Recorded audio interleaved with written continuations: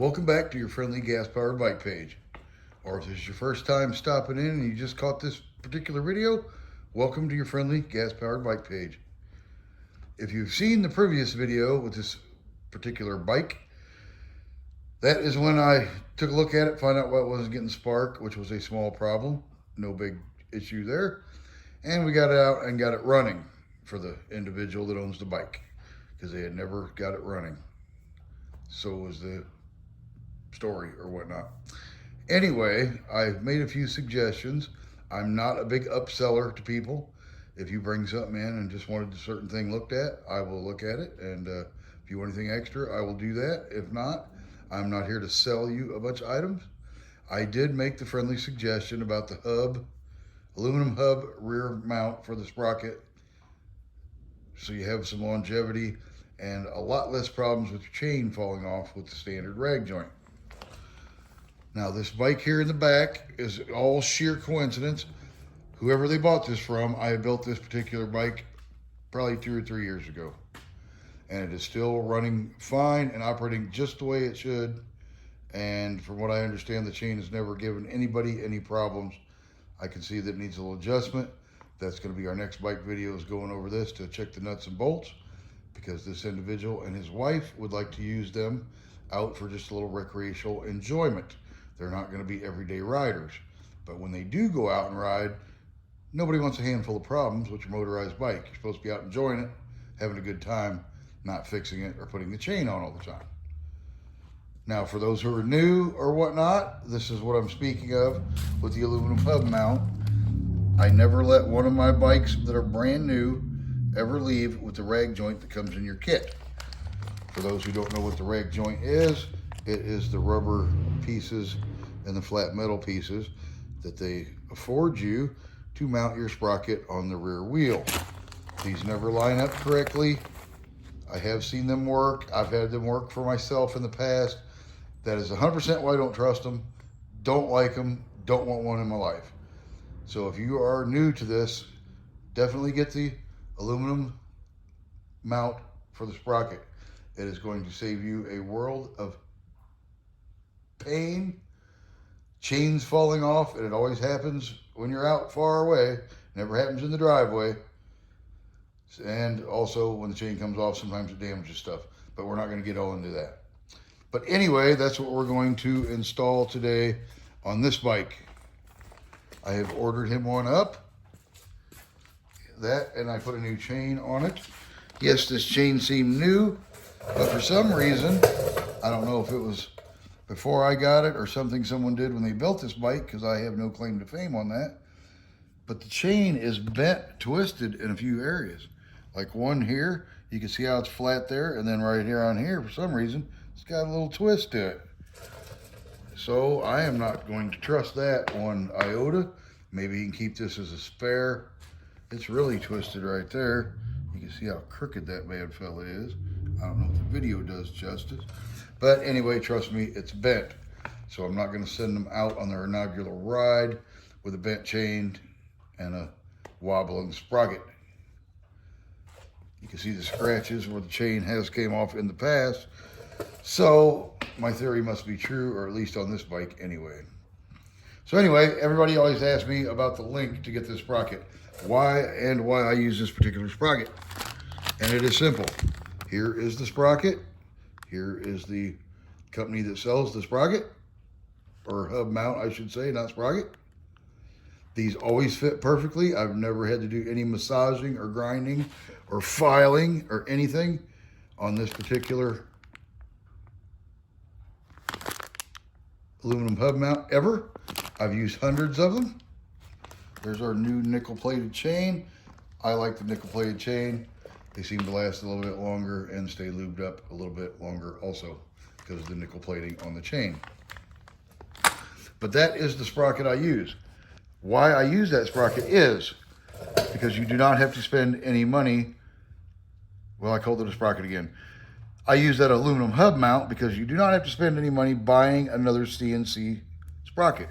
It does 100% fit your standard, comes in the kit, sprocket with your bike.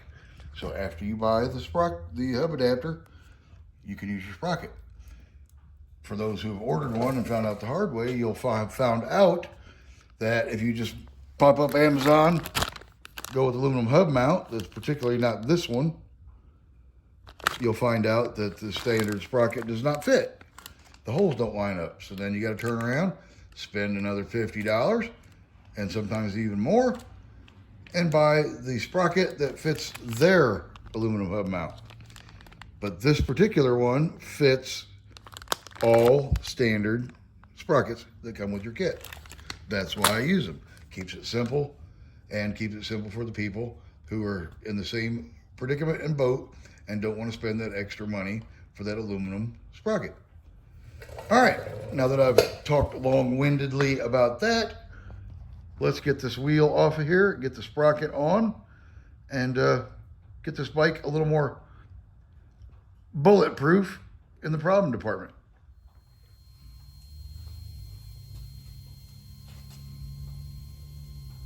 The only extra tool you will need if you do not have it is a hex head wrench, be it the Allen style wrench or the hex head one on a socket much like that. This is a 3/16. That is what fits this particular hub. I'm sure a metric one, if that's all you got, will match the size too, but 3/16 is what I'm using today and what I've always used and for this particular video. So we will remove the 2 screws and we have our 2 halves.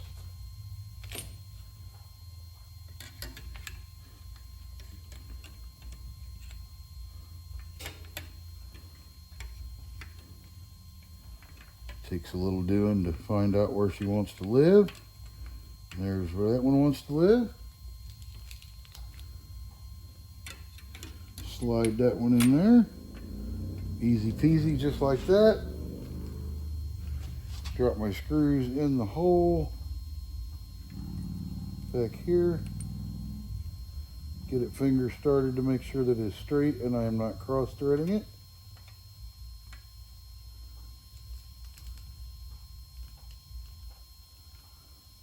Bolt number 2. Now I have to stop and find my little washer that just took a little ride on me.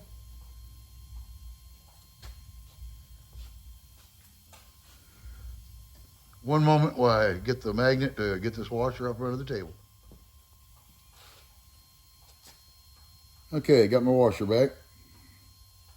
Was not climbing under the table. That's why I have a magnet. So put my washer back on my bolt and try this again without dropping the washer. Ah yes, great success. All right, I'll use my little extension, gives me a little room to spin it here. Once again, the fingers start to make sure I'm not cross-threaded anyway. And starting would be good. Maybe if I hold the 2 together, there we go. Now I can feel it. Going in the old threads. And I'll come over here and adjust this one.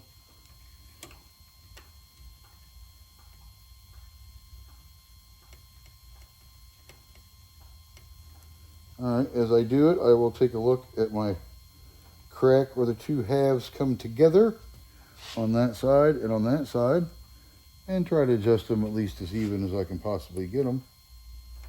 And before I snug this up, just for a little quick demo, see, it gives you a little extra adjustment with the sliding. So if you're too close to the frame, you can scoot her in a little bit or flip your sprocket as I showed you to get that extra 1/16 of an inch away from the frame. Or if you're too close to the tire and your chain's hitting the tire on your particular bike, you can always scoot that out and find your happy medium. With the rubber rag joint system, the best you could do is find the thinner side. Then you got to take all 10 of them bolts out repeatedly 2 or 3 times to find your happy medium on your particular bike. But with one of these, you have some adjustment. And that is another reason I am a big fan of these aluminum hub mounts. Not only do they keep my chain rolling straight, and my sprocket is not turning like an egg to where I get the old tight chain, loose chain, tight chain, loose chain as I roll. This keeps it even for the whole ride. And no problem. And it doesn't wobble and knock my chain off. As I've stated before, I've put on hundreds of these and I've had absolutely no complaint. And as a matter of fact, I run this exact same setup and I'm on my 8th, 9th year on, well, the one bike, 2.5 years on the second bike, and I've never ever had a chain problem. Okay, now that I've got that on there finger snug, time to install my sprocket. And this time you only got to mess with 3 volts. And yes, the 3 volts work 100%.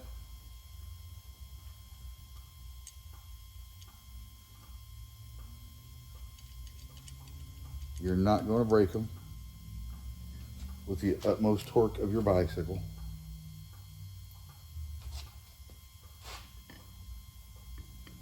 There's my other hole.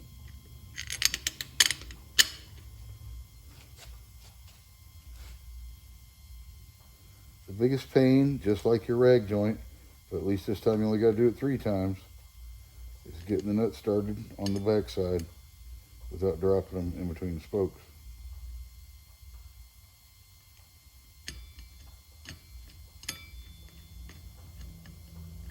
And although I have literally done hundreds of them,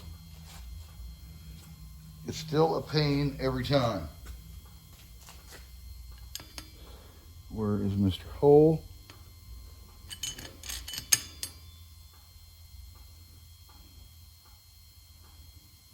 Now we got to change to the left hand. Get that one started.